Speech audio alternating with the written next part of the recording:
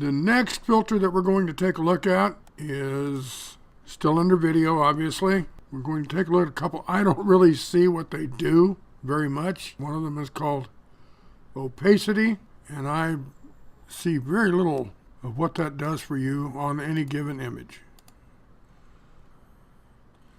Doesn't seem to do much of anything. Nor does this next one, which is reduce noise. And again, I don't see that this does very much. I've played with the controls, get some very minor variations in the image, but nothing that you could even point to and say it does that. But beyond that, next one that's of any use to me really is rotate and scale. This one's pretty useful. You can kind of isolate and focus on a given section. Again, you've got to do it with bars, but you can then, for example, rotate it and really concentrate on something specific. You can move things around, give it an offset so you can go from side to side, up and down. So you can get kind of fancy with this one. Do some interesting things. You can just take things up in scale if you want to just then move things around a little bit. Move it up and down perhaps. And let's just concentrate right on that one little jar right there. That one is of some use to you. The next one that I have any use for is one called saturation, which to me is just another word for intensity. It just seems to make the colors more intense or less intense. So I can take this down to make it something other than the peach jam that it appears to be. It just messes with the colors and the so-called saturation. That's about it. The next filter I'm going to show you is the one called Sepia Tone, which does exactly what the name implies. You do have two adjustment values, the yellow, blue, and the cyan and red. So you can kind of adjust those and play with that, but it's still just sepia toning is sepia toning at its best. That's all you get. Now beyond that one, next going down the list is Sharpen. Sharpen I used to use a lot in images. It's easy to get carried away with it and do it too much to where you end up with very hard edges. Here it doesn't show so much on this image. But see how soft the glass looks right in here?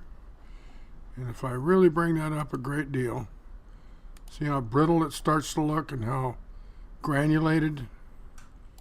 And that's all because of the sharpness, where it could be back down like that, where it really looks smooth and what you might think softer. Anyway, that's what your Sharpen does for you.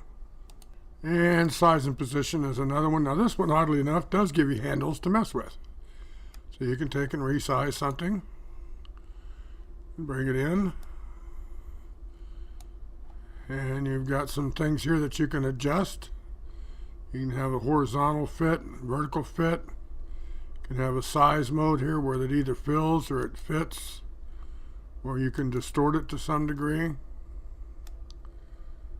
where you can just kind of change things around. You can move it within the frame. That's the size and position filter. Sketch. It's very cool. Sketch is an interesting tool. You can see what it did to this jam. I'm going to take it off and put it on something else that's even more dramatic. On the cheese plate. When I put Sketch on this, it's really cool. I think that looks pretty cool, just the way it does everything else. Now, you can adjust things. The line width, you can make it a little more intense of a sketch, line height, and the contrast, and you can then add some color. So you can kind of give it some, very strange little colorations to it as well. So you've got some very interesting things.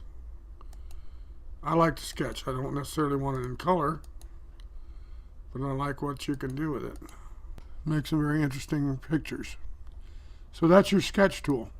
Then after that, we go to the spot remover and the stabilizer. As best I can't tell what they do. The spot remover, I can't tell what it does. The stabilizer is for a rocky video. So if you have a shaky video, this particular tool can help you kind of normalize it. So I don't really need to go into that. I don't have anything I can show you the results on. But now the text tool, which is next here, is just awesome. This is probably the most powerful filter in this entire application of Shotcut. You can do more with this than you can virtually any other tool. For example, let's just go ahead and get some things out of the way here. I want this to be in the middle and centered. And I'm going to make the font color yellow just so we can see it very clearly. And where you actually put in your text is up here. So now you can also take and you can move this. And whenever you go to resize it, you can just take and stretch it across, which just kind of changes the size of the font automatically. But even then, now you can go in there and you can also mess with the font a great deal.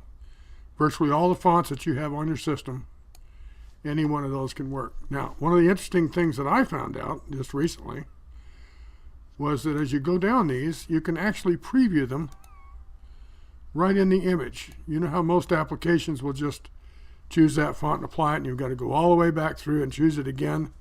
This one just lets you walk right through them and try them out, which I think is very nice. Because then I can find the one that I really want and put that one in, because I'm seeing it as not as I remember it, but as it'll actually look. And I like that Atlantic Bentley. That's a nice one. So is Augusta. Behind Blue Eyes is another one I use a lot. And Bernadette, that's a nice one too for my wife. She likes that one. Anyway, you can go through and you can look at the various fonts that you have on your system. A lot of ways we don't have any way to do that. But this little one here will let you do it. So the one I want to use is right down here at the bottom. Let's try that one. So that'll be the font for it. So as you can see, that font tool can be very useful. Obviously, you can mess with the colors a lot. And then boom.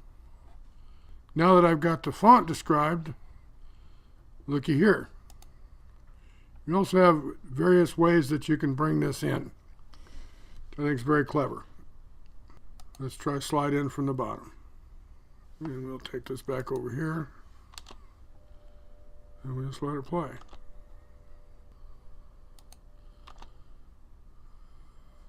Well, that's all it does, just slide in from the bottom. Slide in from the top. Same thing. What I'm trying to tell you is after you have your font, you also have all these that you can play with as far as other ways to use that font in your image or your little video file. Well, it's pretty cool. It's a nice tool.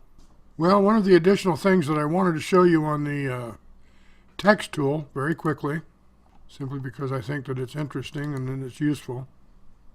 What I wanted to show you about this text tool is really pretty simple.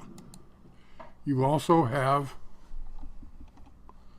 some control over the outline and the thickness and the background and the padding. So on the outline, if you want to pick a color, let's say for example on that white, let's go with something kind of a reddish.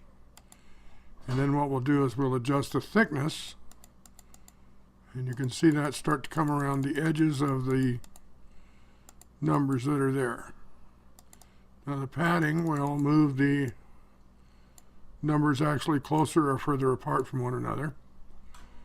If I go in here with a yellow, for example, let's go with that. I think you might be able to see the red better.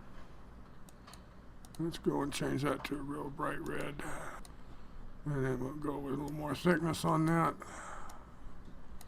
See, then we've got a nice border around it. Got some padding. That's the other thing that I wanted to show you that I didn't, that I forgot when I was showing you all the other features of it, was just that you can play around with the outline color and the thickness and the padding between the numbers or the letters themselves and what you've got to say. So that pretty well covers that.